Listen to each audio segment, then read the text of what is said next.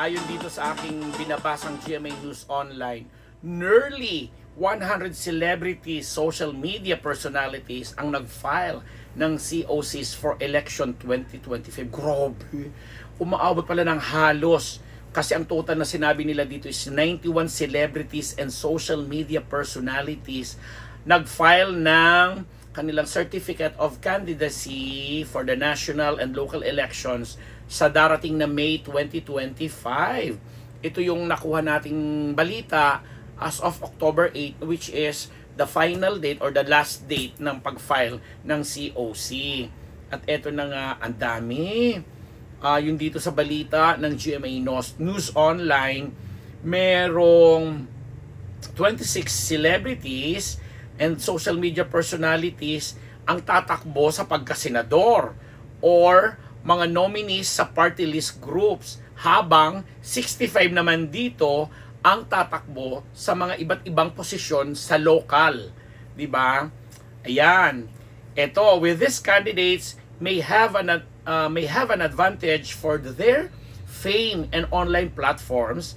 Attorney Ona Caritos, Executive Director of the Election Watchdog Legal Network for Truthful Elections, noted that there's nothing wrong, ano yun, naririnig ko, there's nothing wrong per se in celebrities and social media personalities running for elective posts. Sa atin yun, the problem arises when the blogger or influencer has no platform. Yun.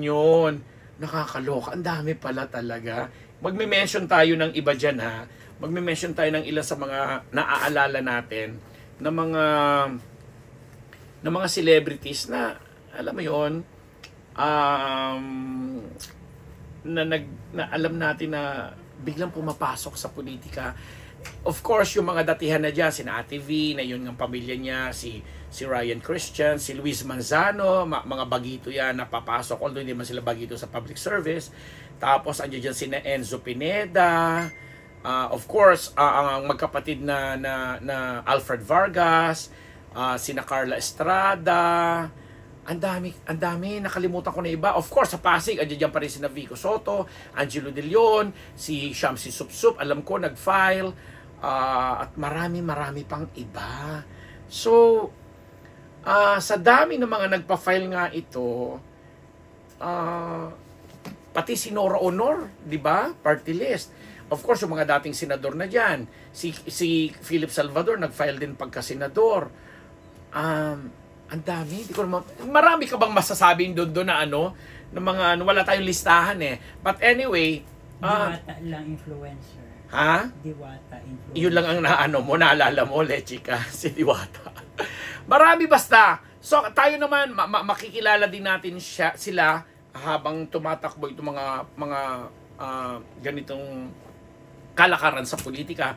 Pero tutumbukan na lang natin siguro yung ilan sa kanila, kagaya nitong nangyayari kay Kuya Ipe, kay Philip Salvador, na nag-file sa pagkasenador, na dami nagagalit sa kanya kasi talagang wagas din siyang magmura, no? Wagas din yung kanyang pag-aalipusta sa mga bumabati ko sa kanya na alam mo yon, parang sinasabi pa na kung ayaw mo di ayaw, kung gusto mo, tapos basta mamatay kayo lahat, may ganun pa siyang sinasabi na syempre negative yung malaking third of yun sa mga botante. At syempre pag binabash ng todo. Pero ang nakakatawa kasi dito sa pangyayaring ito, alam ng buong showbiz kung gaano sila ang samahan nila ni Senator Jingo Estrada, Bong Revilla, best of friends talaga sila sa industriya. And syempre ngayon papasokin ni Ipe itong ganitong sistema. Lahat nagtatanong, makakaasa ka ba dito sa dalawa mong kaibigan na best friends na mga senador na sina ano yung tumutunog doon? Masyado malakas ka mo. Makakaasa ka ba na itong dalawang kaibigan mo, best friend mong senador na sina Jinggoy at saka si Bong ay anong tawag dito? Susuportahan ka sa iyong kandidatura, makikita man lang ba natin sila sa mga sa mga kampanya mo, etc. With all due respect kay Lito Lapid at saka kay Robin Padilla na mga kapwa-mga mga artista at mga nakakatrabaho mo in the past. Tapos, basta sa isang panayam yata na tinanong ito kay Bong Revilla, so sinagot lang ito ni Bong ng parang mahal ko si Kuya or something to that effect na na ang layo dun sa tanong na susuportahan ba, maaasahan ba ni Philip ang suporta mo? Kasi for the longest time nga naman, simula pumasok sa politika itong ating kumparing Senator Bong Revilla, lagi nang nandiyan dyan. Kahit imbitahan sa hindi, sumisipot sa mga kampanya, sa mga pakikiharap sa public, itong si Kuya Ipe. Kaya parang yung mga nakasubaybay sa kanila, especially may hihilig sa mga action movies nila, nagtatanong, makikita ba natin itong mga to? Yun na lang nga lang. Kasi sabi ng iba, magkaiba silang partido sa ngayon, nasa magkadulo sila ng political spectrum. Hindi natin masagot sa ngayon. Pero syempre pa, yan ang ilan sa mga intrigue at issue na pag-uusapan marahil at pagpipiestahan. Kagaya nitong sinabi ni Sugar Mercado na susuportahan mo ba si Willie Revillame sa kandidatura niya, tapos pa-joke na sinabi niya na, ay oo, si Dr. Willie O, ganyan-ganyan, tatakbo si Dador, susuportahan ko. And of course, nagbumawi naman siya na sabi niya, si Kuya Will ay iboboto niya. Iboboto, pero yung siguro ikampanya or what, hindi na rin niya sinagot kasi nga for the longest time, lalo pat sinabi narinig ko ito kay Nanay Christy mismo sa programa nila ni Romel Chica sa TV5, na nagkaroon pala di umano ng 7 years na relasyon itong si Willie Revillame at saka si Sugar, na nagulat din ako kasi hindi ko alam. Sa pagiging marites ko, hindi ko narinig yan. O, diba? So anyway, ano pa ba? Ano pa ba mga issue? Ang daming mga usapin na involve itong mga ganitong klaseng halimbawa ng mga artista na yung tipong sa crunch time or yung time na mangangailangan sila ng suporta nitong mga nandiyan na iluklok ng mga nahalal ng mga politiko.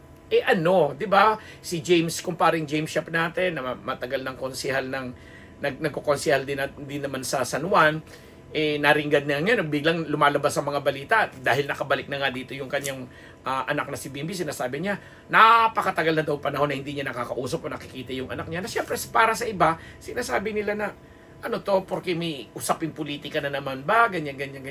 Gagamitin na naman yung mga lumang issue.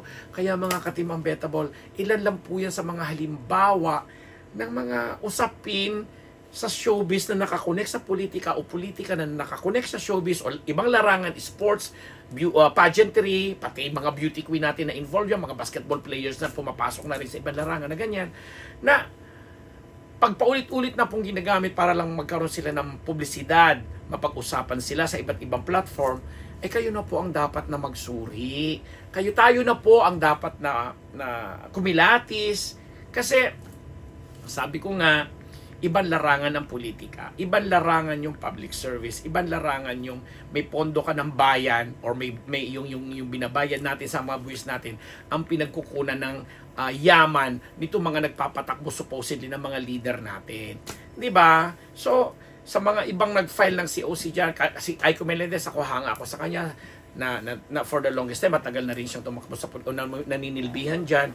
Tama rin naman siya na kailangan na pinag-aaralan din po yan. May yung aral na talagang hindi man siya formal na nag-graduate ka or what, pero yung aral na galing sa mga eksperto, galing sa mga totoong alam mo yun, nag-aanalisa ng mga political system natin o political system natin dito sa bansa, ang relasyon ng politika sa ekonomiya at kultura, yung mga ganung bagay na pag-aaral po, importante na dala-dala at baon yan ng mga artista natin. Artista lang po ako kasi showbiz naman po itong pinag-uusapan natin dito sa Unbettable Channel. Itong vlog na to ay para sa showbiz. So yung mga artista natin o mga celebrities natin dyan na gusto pasukin yung larangan na yan. Kaya nakakagulat na lang, di ba, dating presidente, tatakbong mayor. Dating mayor, tatakbong vice mayor o magkukonsehal. Para, alam mo yung ganong klase sistema. Sabi ko nga, na nag-e-exist ito kasi po tayo po mga botante, hinahayaan po talaga na kasi natin mailuklok sa mga posisyon ang mga nagiging leader natin na dapat ay gumagawa ng batas sa pangkalahatan na nagsisilbi sa mayorya, hindi yung interest lang nila yung kanilang pinoprotektahan. Ayoko na palawig pa dito ng mga kung anik-anik na mga interest na yan kasi baka tubuan tayo dito ng kulugo at kung ano-ano pa, dahil kakaiba talaga ang sistemang politikal dito sa bansang Pilipinas na hindi ko alam kung dapat ba nating ika-proud pa ito o ipagbunyi ito sa lahat ng sulok ng mundo, kasi alam naman nating lahat na pag nakaupo na sila dyan, sabi nga ni Will at mga iba pang gumagamit ngayon ng salitang tutulong sa mga mahihirap, tutulong sa ganito. Ay nako, hindi naman natutupad. Kasi yung pagtulong, kusa na po yung dapat kakibat o kakambal ng mga isinusulong nating batas na again, nagsisilbi sa mayorya, hindi sa iilan lang. And on that note, ako po ang inyong likod, Papa Vera Balambet Nabus, nagpapasalamat!